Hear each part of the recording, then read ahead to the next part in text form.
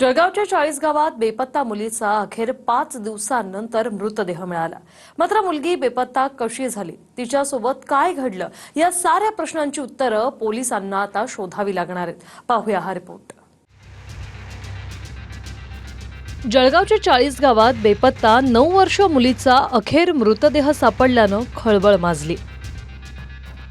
5 दिवसांपूर्वी तरवाडे गावात 4थी शिकणाऱ्या धनश्री शिंदे शाळेतून घरी परतत होती।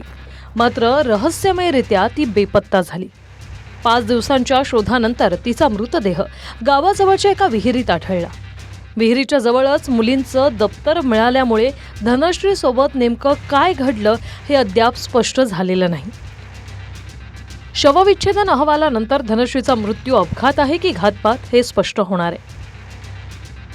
5 दिवसांपूर्वी धनश्री शाळेतून परततानाचं सीसीटीव्ही फुटेज समोर आलं होतं। मात्र या काही सेकंदाच्या सीसीटीव्ही फुटेज नंतर धनश्री पुढे कुठे गेली हे कोणालाही माहीत नाही। या साऱ्या प्रकरणाचं गूढ उकळणं पोलिसांसमोरचं आव्हान बनलंय। चाळीसगाव येथील ट्रामा रुग्णालयामध्ये विच्छेदनासाठी पाठवण्यात आलेले आहे।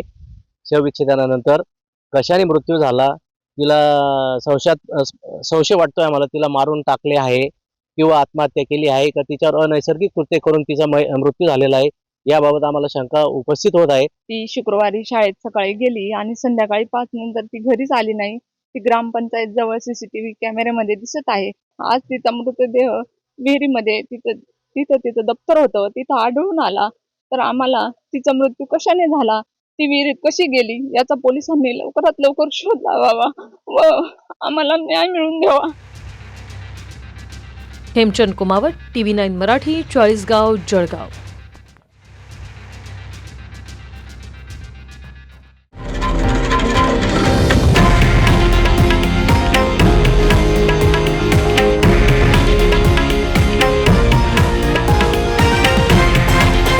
हे आहे देशातील नंबर 1 न्यूज नेटवर्क आणि आपण पाहत आहात TV9 मराठी, एकमेव।